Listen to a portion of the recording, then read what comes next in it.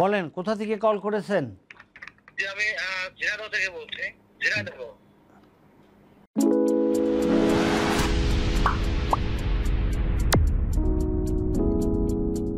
ঝিনাইদহ। ঝিনাইদহ না, ঝিনাইদহ। জি ঝিনাইদহ। ঝিনাইদহ আমার খুব পরিচিত জায়গা। জি জি স্যার। আপনার নাম কি? স্যার আমার নাম মোহাম্মদ উজ্জ্বল হোসেন। উজ্জ্বল। জি জি। উজ্জ্বলের বয়স কত? স্যার 28 বছর। 28 বছর। বলেন কি কষ্ট নিয়ে কল করেছেন? স্যার আমার হচ্ছে পায়ের সমস্যা, মাথা থেকে হাঁটুর নিচে ওই মাংসপেশি পর্যন্ত, মানে পায়ের ব্যাক সাইডটুকু, মানে পিছন সাইডটুকু খুব যন্ত্রণা হয়। হ্যাঁ, কোন পা? ডান পা, ডান পা। এটা কতদিন যাবত? এটা 6 মাসের বেশি হয়ে গেছে।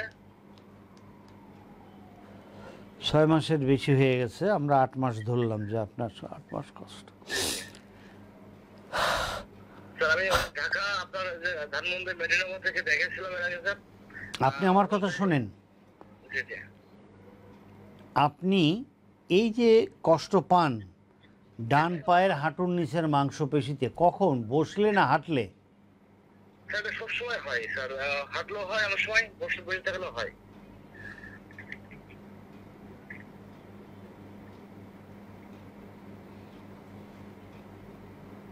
হ্যালো।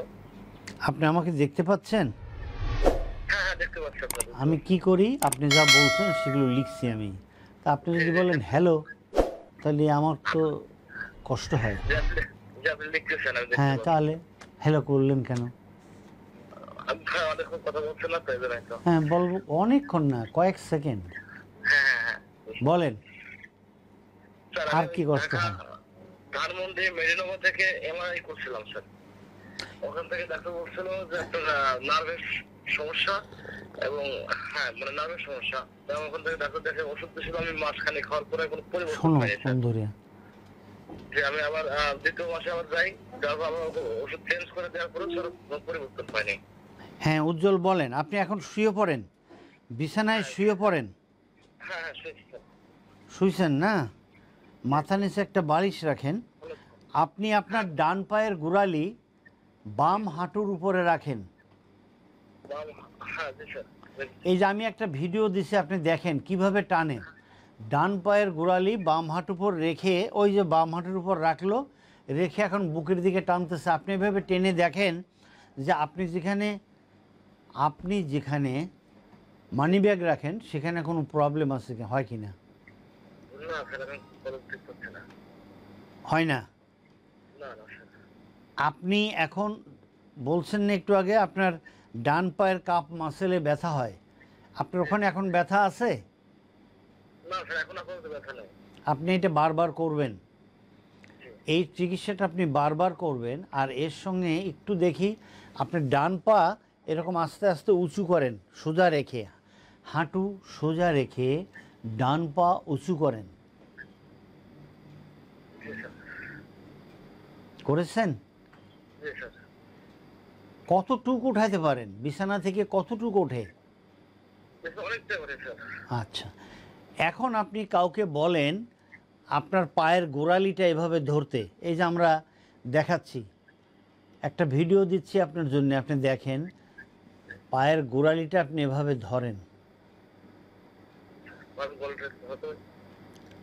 পায়ের গোড়ালি আপনি উঠাইছেন, কাউকে বলেন, বাড়ির কাউকে বলেন পায়ের গোড়ালিটা এরকম হাত দিয়ে ধরতে। ওই যে ধরছে দেখেন আমার ওখানে।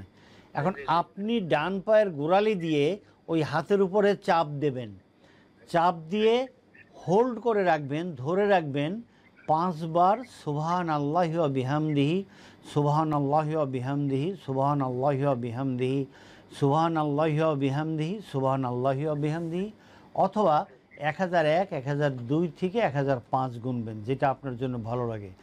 প্রতিদিন সকালে এরকম 15 থেকে 20 বার করবেন, রাতে 15 থেকে 20 বার করবেন। 20 বার করার আগে উপুর হয়ে শুবেন।